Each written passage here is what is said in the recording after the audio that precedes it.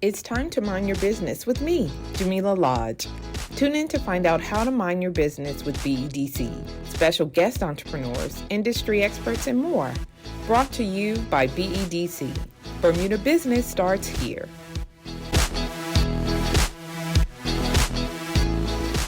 So welcome to Mind Your Business. Of course, you know me, Jamillah Lodge. And I'm so happy to have you here. We have Tia Crockwell, the founder of OnSite. Okay, so we're going to talk a little bit about your journey into entrepreneurship. But before we get started, why don't you tell us a little bit about yourself? Good morning, Jamillah. I'm so happy that I finally made it on the podcast. So my name is Tia, and I am an optometrist. I've been doing this since 2016 when I graduated from optometry school. And so recently I launched On-Site Optometry Bermuda, which is Bermuda's first mobile concierge eye care provider. So what we do is we deliver optometry services, eye care services to people's homes, offices, care homes, schools, wherever they need an eye test. So I want to ask you a little bit about, because you're an optometrist, you're a doctor of optometry, and so obviously you worked someplace before. Did you always have in your mind that you're going to be an entrepreneur, or what led you to starting OnSite?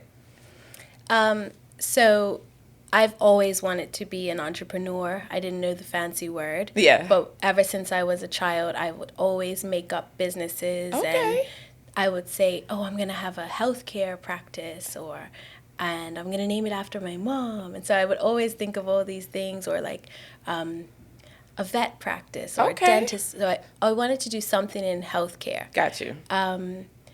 But OnSite was born after working in England for around 3 years, and then I've worked in Bermuda for 3 years.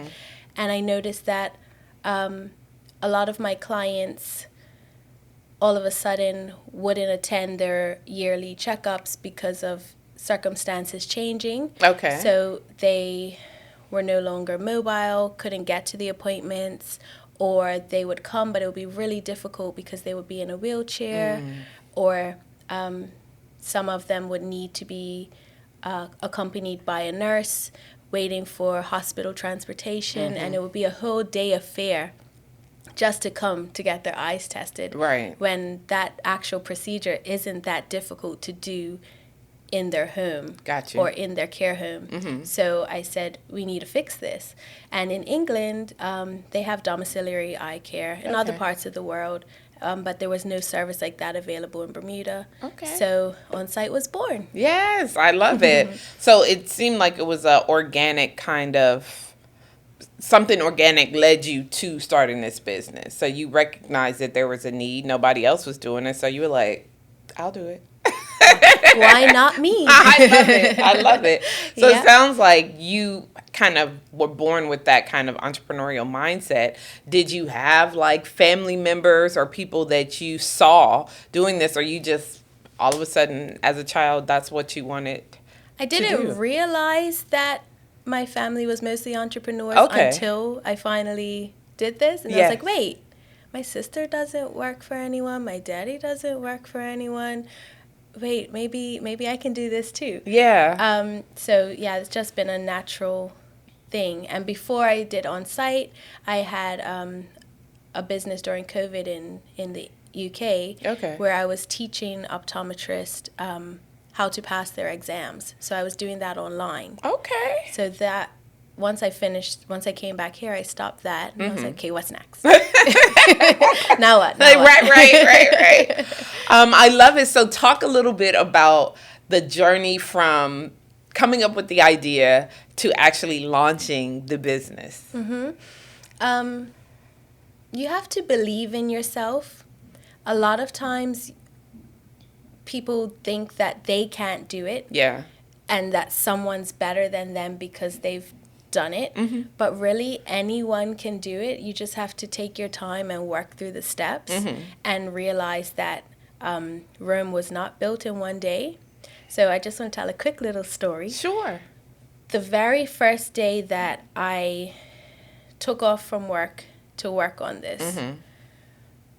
I had this big goal in my mind. And the big goal was start on site, like start the business. Yes. I didn't think about all the little steps that went into it. So I sat down and at my desk and I was like, okay, all right, I'm going to start this business. Yes. And then I cried and cried. And I was like, okay, this is overwhelming. Like, Yeah. it's Where do I start? Where do I start? Mm-hmm. And then I think it took my husband coming home and like talking me off the ledge and things because he was like, you have to break it down and you can't do everything in one day. That's like, right. My to-do list was getting longer so and longer. long. Yeah. I'm like, but I have to start it. Like, Yeah. this is what I have to do. So what I've learned from all of this is you just take it in little bite-sized pieces and it's possible. Yep, you're absolutely right. And I think that is what we try to tell people because it can be overwhelming. And as an entrepreneur, you really do have to do all the things. But when you do all the things, I think is the key, right? It all doesn't have to be happening right now, right then. Exactly. It's like a step by step. Okay, first I'm going to reserve the name. Yep. Then I'm going to, you know what I mean? And then I'm going to do this to give you sort of time to digest all of the things that have to happen, but then so that you can actually make progress. So as you're ticking off the stuff, you're like, okay, it's actually happening. But then also when you're making your to-do list is growing as you're making it. Yeah. You're like, how is this happening? It's like I need to, one example was I needed insurance providers to pay for my services. But in order to do that, I had to be a registered business. I had to be registered with the health council. I had to do all of these things. Right. So your to-do list continuously grows. And the funny thing is that even after you start, it's going to grow, right? Because the business is going to change. The needs of the clients are going to change. You're going to change, you know? And so I think part of having that entrepreneurial mindset is recognizing that change is happening and it's going to happen, but how you respond to it, I think is the key. Yeah. You know what I mean? And so you did apply to our Enterprise Bermuda Incubator Program, which you're currently in. And so I would ask you, like, is part of the reason you applied for that because you were like, okay, somebody needs to help me figure this stuff out? Like, what was your thought process behind applying? So I applied before I had that breakdown. Oh, okay. Yeah, but so when I applied, it was just basically I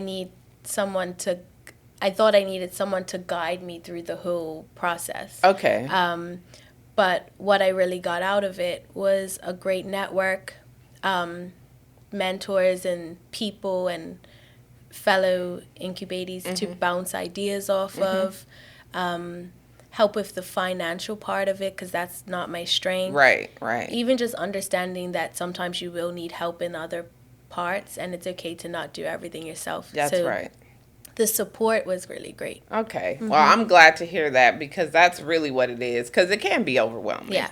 And I think when you see that there are others who are going through a similar kind of situation, you're like, oh, you had your breakdown too? Okay, yeah. Okay. Moving on. Moving on. What do we have to do next? Yeah. So yeah, I'm glad that you were able to take advantage of that, meet these people, and hopefully they will be like lifelong support partners, if you will. Yeah. So I do want to talk about, so you were working for a company, you were working on this business, and then when was the day you were like, it's official, I'm no longer doing this, and I'm focusing all on site? Yeah. I needed more flexibility. I needed more time to work on it.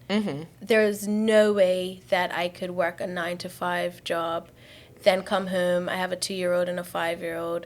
I have laundry. You know, it's too much going on. Yeah. How can I make this dream of providing mobile eye care a reality? How can I do that? And the only way that I could do it is if I put my mind to it and my time to it. Right.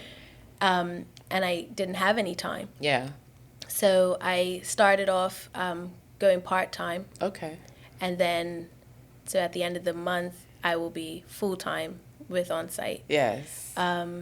but I had to focus all of my energy in it, or it would never have happened. Yep. Yeah. And it's interesting that you say that, because I know that sometimes is the scary part for people. Because you're like, I do have a 2-year-old, I do have a 5-year-old, and a household to take care of. Thankfully, you have support with your husband, but you're like, wait a minute. So in order for me to do this, I have to stop this, which is like a guaranteed income. Yeah. But sometimes that's the reality of it.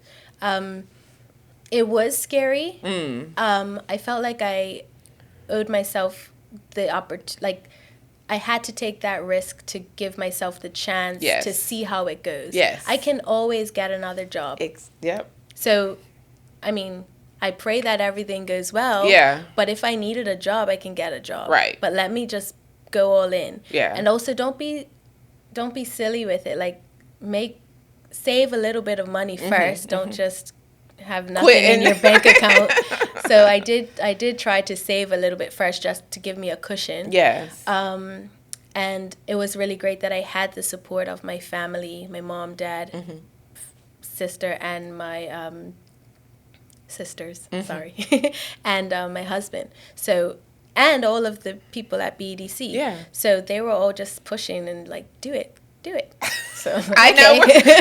She's like, all right. Let's do it then. No, I think the support is important, because some people might be listening and be like, well, I don't really have that. And so my response or my encouragement would be, well, find your support. Like they call it a tribe. Find your tribe where you think you can rely on people.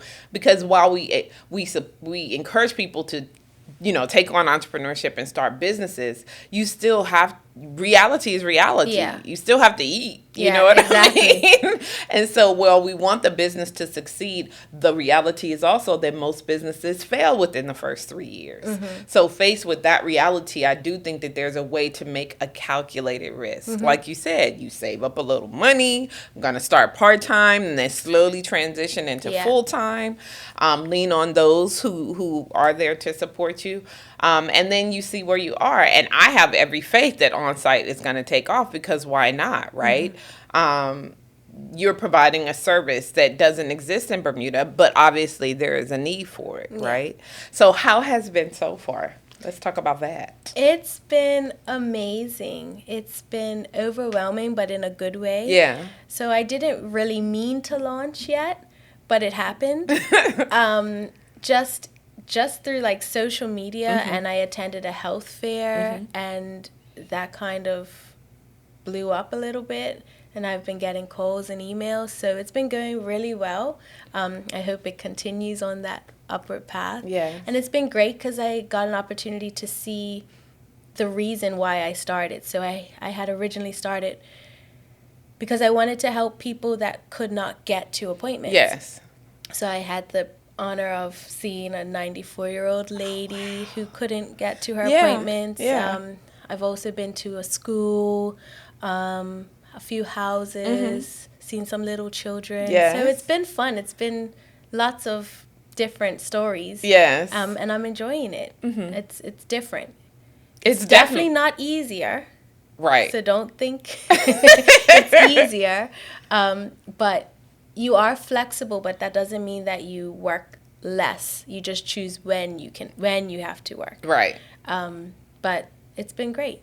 So with regard to what it is that you do on site, right? On site. Yeah. Get it? Yeah. With regard to what you do on site, obviously there's machinery and all of this required. And so do you have everything that you need now, or is there a plan to bring in more stuff? What does it look like for you as you grow? So a lot of people are confused. How can you get all of those big machines to me? And not everything has to be a big machine. The big machines are actually like a new thing for optometry. So if you go back how it used to be done, we used to have trial frames and ophthalmoscopes and all the little things. So I have a combination. Okay. I have some medium-sized things that can fit in my suitcase. One day I'll have a fancy case. And that's all portable. I still can check your pressure, like that's a glaucoma check your vision. prescribe glasses, prescribe contact lenses. I can do all of that. I would like to get a mobile camera so that I can take pictures of the back of the eye. So that's in progress now. But I can still look at the health of your eye. Got you. So I can dilate you at your house. You don't have to drive afterwards. That's great, because then it's like, who's going to pick me up? You don't have to think about taking time off work to find parking, whatever, to get to your appointment. I can come to your office and set up there. So, yeah, I think the convenience of it all will be a great addition to Bermuda's healthcare. Yeah. And in terms of growth, I will need an employee really soon. I would think so, because I'm like, wait a minute, you can't be booking the appointments and dilating eyes. All of it. Yeah, checking emails, making flyers, doing social media. I know. And checking your eyes. Yeah, and driving and unloading my suitcase. So it's great. But yeah, so in the near future, I will need an employee. I want someone that I can grow with, teach. Hopefully they'll be interested in healthcare and they can grow from there. And maybe even in the future offering other healthcare services on site. Okay. So I love it. I mean, I think there's huge opportunity there. You know what I mean? Because like you said, in Bermuda, I think our largest population is the aging population. That's our reality. You know, birth rates are down and we're just getting older, right? Yeah. So having the ability to have someone come to you, I think is huge. I think we're at BDC, we're all like, come on, I need my eyes checked. Hurry up. You know, I have my pharmacy glasses at my desk and I'm like, I don't know what's going on, but everything looks blurry now. So exactly. You know, so I can help. It's like, that's why I'm here. And also, like, I've just ordered in some frames as well. Cool. So I can bring the frames to the offices or to the homes. You can have a little browse. You can also see what I have available online. We can order them in. Okay. You can use your frames that you already have. So there's no real restrictions. It's still a very high quality eye exam, a very high quality service, but it's just now it's convenient. It's convenient for you, right? So you don't, instead of having to take time off, like you said, you can come to you. So in terms of scheduling, are you still looking to do like normal operating hours, 9 to 5, or what does that look like for you? So currently, I do a little bit later on Mondays. Okay. Because most practices close at 5, so if you can't get out, you can't get out. Right. So I go till 8 on Mondays. Okay. And then I do a morning appointment on Saturdays. Okay. Yeah. So just to accommodate those people who can't get to a Monday 9 to 5 appointment. Right. That's what I've added in. Okay. And the rest of the week is just traditional normal operating hours. Yeah. But those two additions, I think, you're going to see a huge, I would think, uptake. Because, like you said, sometimes it just doesn't work, you know, and you're trying to get it in, and then you have to wait however many months to get on the calendar again. Exactly. And then you also accept insurance, right? Yeah. So, like, to me, I'm like, why? It's a no-brainer. Like, I know. Yeah. So all the insurance providers I accept, they all have different allotments towards the eye exam. Right. And I've recently just become a partner with Moongate as well. Okay, that's awesome. Yeah, so we offer more discounts for people that have hip or future care. Okay. Because hip doesn't actually pay towards eye tests, so they get a little bit of a discount if they're a part of Moongate. Okay. So, yeah. Well done. Look at you, too. I see you. She didn't lie. It's in her blood. I'm trying. You're doing an excellent job. Thank you. I'm very excited to see how much progress you've made since you started the program and to where you are now, and I'm excited to see what it looks like in the future. So from your experience, what would you say has been probably the biggest challenge that you had to overcome? Realizing that you're not in competition with anyone but yourself. So just taking it easy and taking it step by step, and knowing that you're gonna have speed bumps, you're gonna have days where you're like, why did I do this? But look at the bigger picture and say, okay, this is what I'm working towards. Not everyone's going to say yes to you. Right. You're not for everyone. Right. That's okay. Yeah. Just keep pushing through and just try to stay positive through it all. And don't try to bite off everything at once. Right. Just little bite-sized pieces and just keep being consistent. Okay. Yeah. So you mentioned that your biggest competition is yourself. So how does that, what do you mean when it comes to other people providing services like yours, but just not mobile? How do you see other optometrists, I would say? They are in their lane. She's like, and I'm in my lane. Okay. If people want the convenience, yes, I'm here for them. Yes. If people cannot get out to their appointments because of mobility or because of disability or anything, I'm here for them. You're the person. So, yeah, like I'm not really trying to compete with having a bunch of frames on my walls and things like that. And to be honest, many people are just buying their glasses online now, and I can't compete with that. Yeah. So I just have to stay in my lane and remember why I started, and just keep focusing on that. Like, I want to provide high quality eye care mobily. Yes. I want to get out to the people and still give them that high quality service. Right. And that's my lane. Okay. I love it. Yeah. I love that. And you're right. Nobody else is doing it right now. So why not? Right now. And you're so right. When you go online, I swear every time I pull up Instagram or somebody's advertising these gorgeous frames and they're like $3. Yeah. You know? So. Like, who wouldn't buy that? And like, to my patients, I tell them, they're like, I'm sorry. Yeah. Can I have my prescription so I need to buy it online? I'm like, sure, it's your prescription.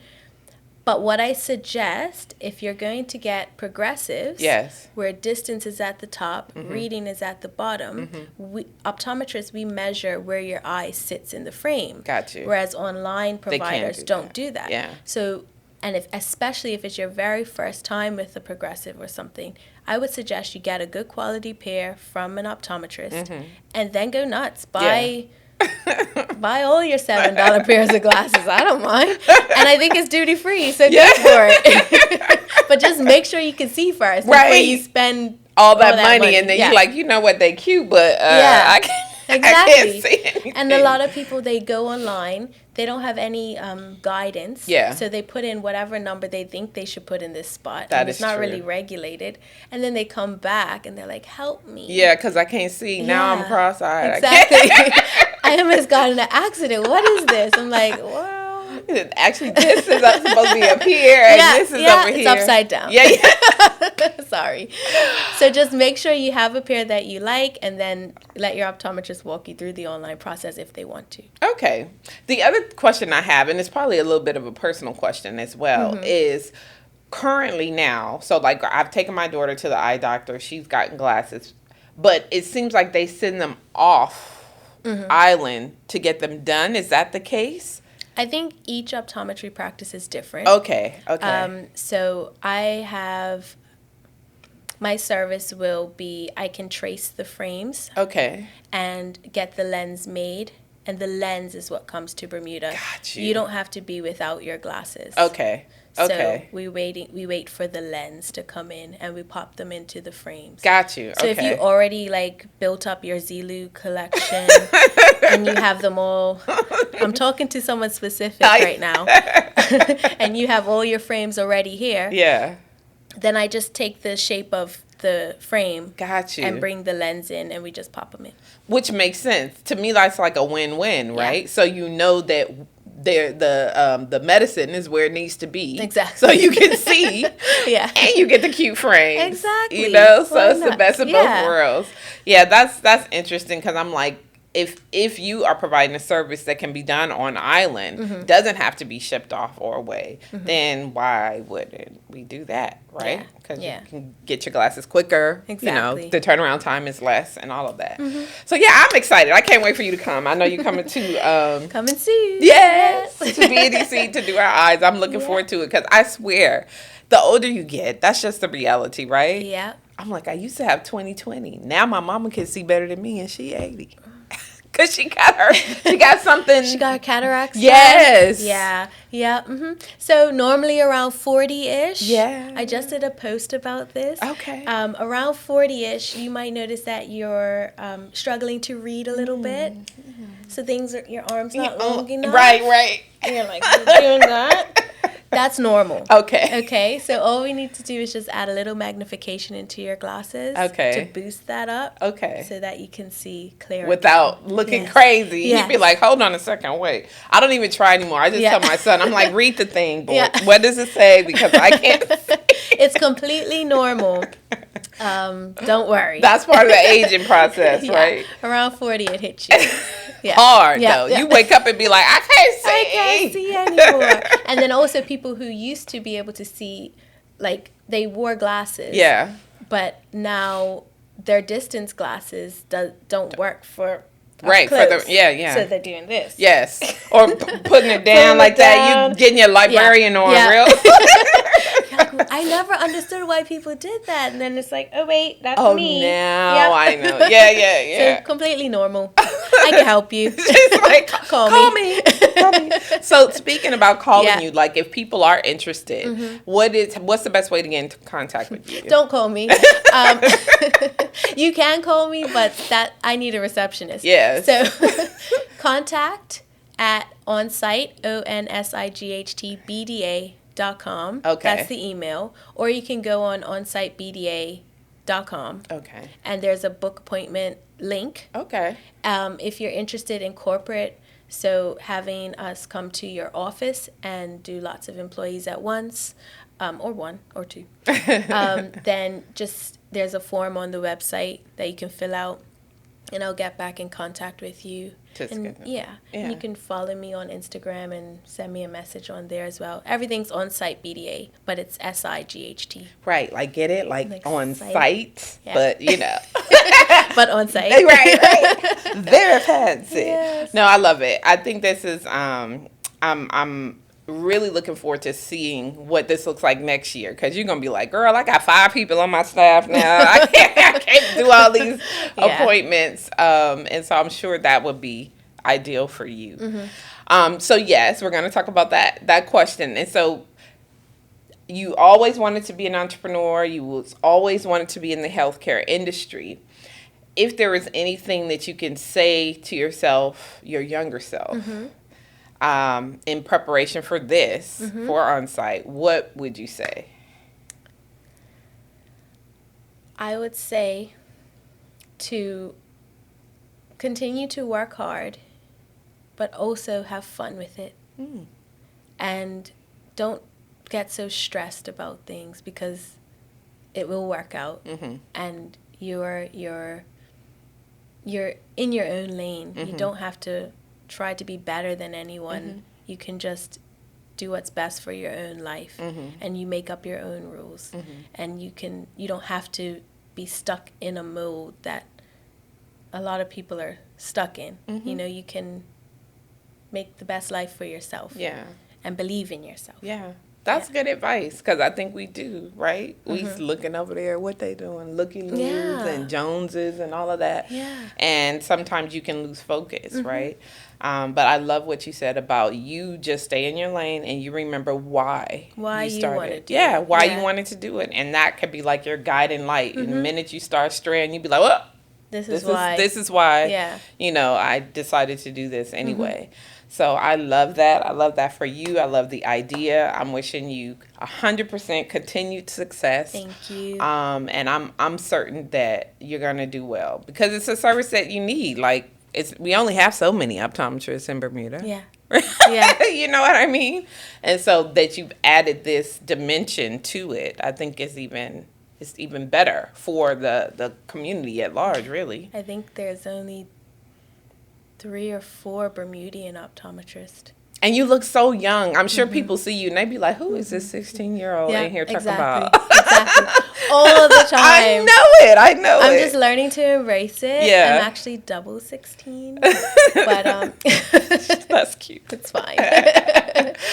When I'm 90, I'll be. Yes, you'll be like, they'll be like, oh, yes, now you can do it. But no, I think that's great. I think for me as well, I feel like you are a role model for a lot of young women, right? Who might be considering entrepreneurship or even considering going into the healthcare field, right? Because you are, to me, you're still young, right?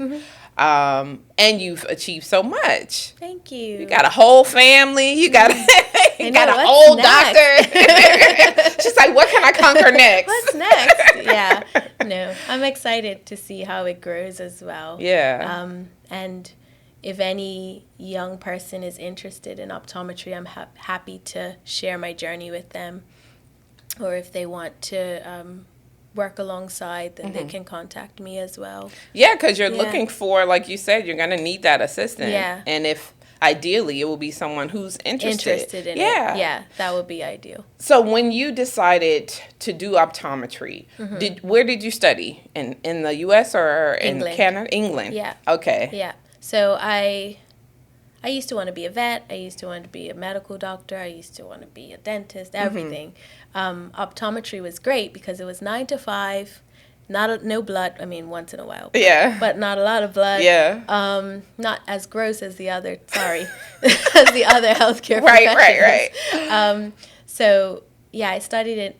First, I did biomedical science and in University of Brighton, and then I went to optometry school at Aston University in England. Yeah. And one thing that I have learned, because I have a 19-year-old as well, is the education system in the UK and the US differs a little bit in that once you decide what you want to do, like you literally go straight into the courses. Yeah. And so you finish quicker, which is why you can come out and be like 14 and be close to 14. Right.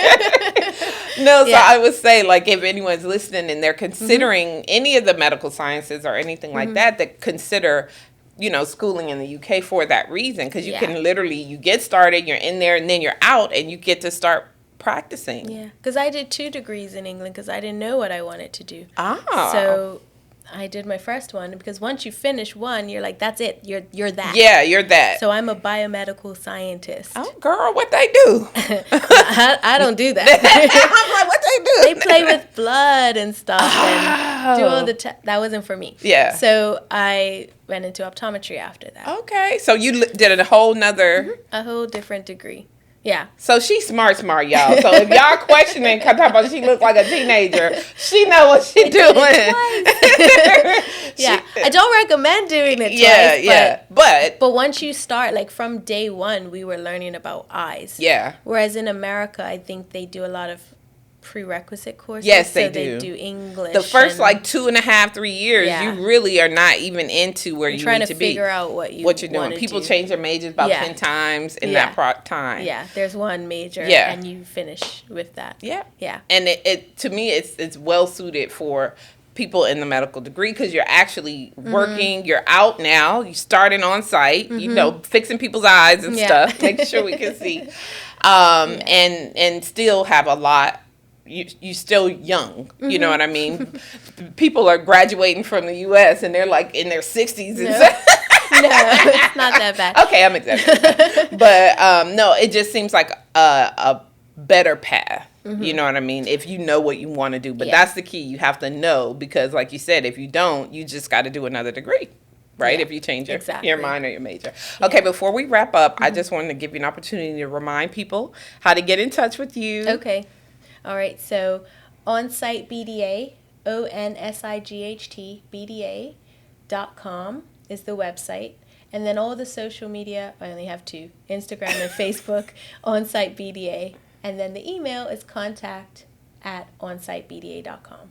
All right. And I hope that we can see you soon. Yes. She's going to make sure y'all can see.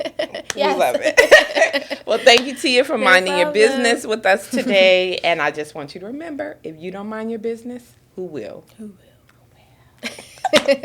Thank you. You're welcome. Thanks for tuning in to Mind Your Business with me, your host, Jamillah Lodge. Tune in next week, Thursday at 4 p.m. because if you don't mind your business, who will? Mind Your Business is brought to you by BEDC. Bermuda Business starts here.